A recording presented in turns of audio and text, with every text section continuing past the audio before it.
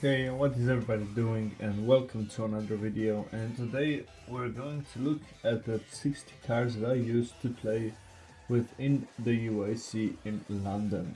So I used the Raging Ball Sandy Sharks, as you can see, and I'm gonna go over pretty much basically what is the meaning of every card in the deck that I had it. And maybe, you guys can see where something can be changed, or, maybe I can see where something can be changed as well while talking about it. Alright, so the main three cards that we have are, of course, the Raging Bolt that we need, of course, to attack.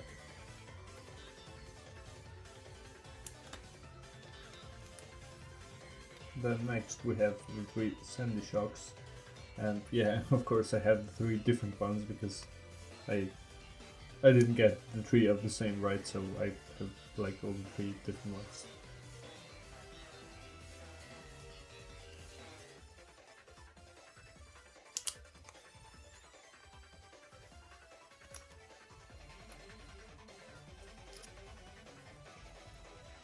Then we have two Charizards.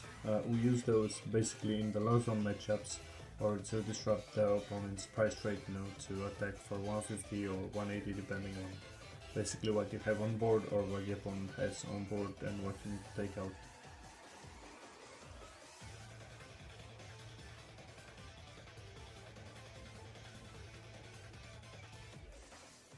And then of course we have the good old reliable new EX with the restart ability to draw 3 cards, when you get a YOLO to 1 or to 2, or just to have it as a free restrictor.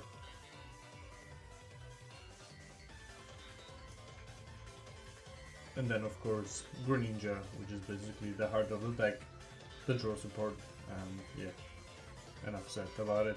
Sadly there's no room for water energies, but yeah, basically the main draw supporter.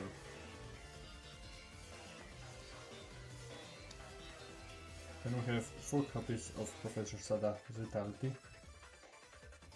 Basically we're relying on that every turn because we need to have as many energy in play as possible, even to prepare for later Ionos or whatever comes in the matchup.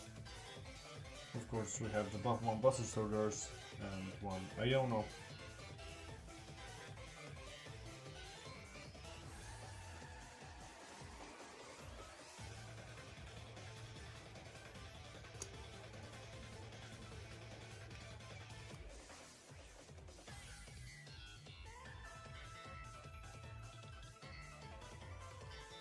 Then for recovery we have 2 Pulped because we will be using and discarding a lot of the Professors, Sadas, and of course Boss's Orders and Iono, which we only have 1 copy of.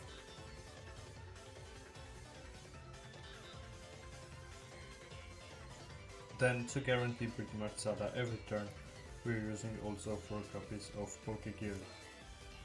And we can also get it from the Pokestop, which is nice. Our ace pack of choice is the Prime Catcher.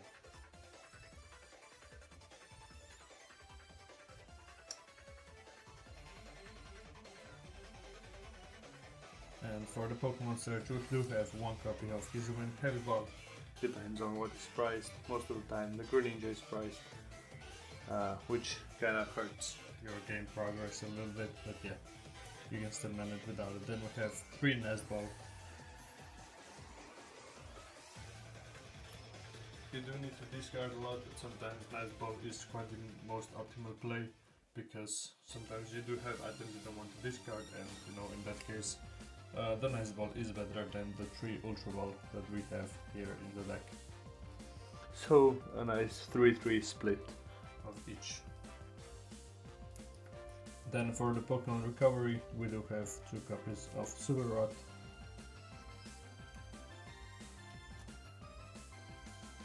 And we're also playing 3 energy capsules, of course the ancient ones, to beef up our Pokemon, depending on which one we need.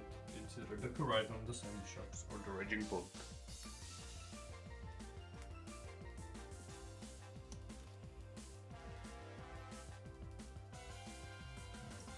We also have 2 copies of Lost Vacuum. We need that pretty much for every matchup there is.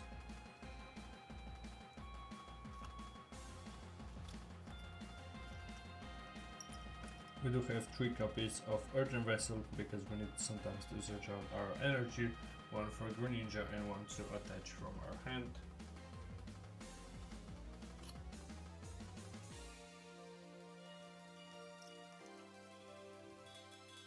We do have 3 copies of Switch cards since we're basically using only basic Pokemon, and yeah, sometimes that 30 damage heal really helps, especially in the Lawson matchups, and sometimes you need to get Pokemon out of the active without discarding the energy.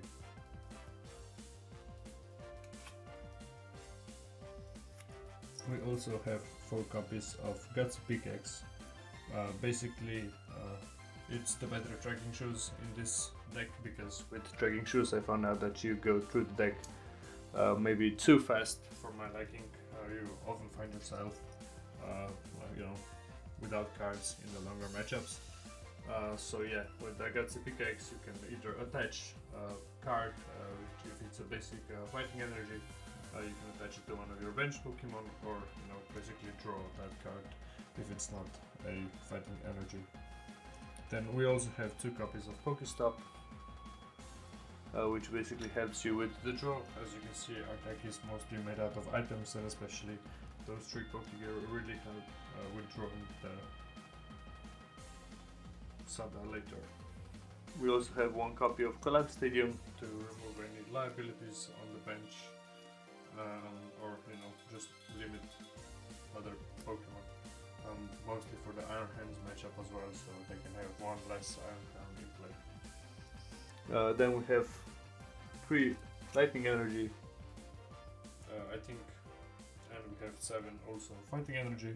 I think 3-7 is a nice split.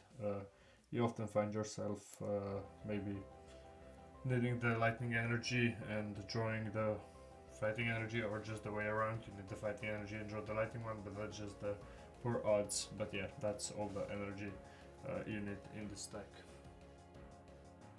Thank you guys for watching this video. Please leave a like, make sure to subscribe and comment, discuss anything about this Raging Bull EX deck, and peace.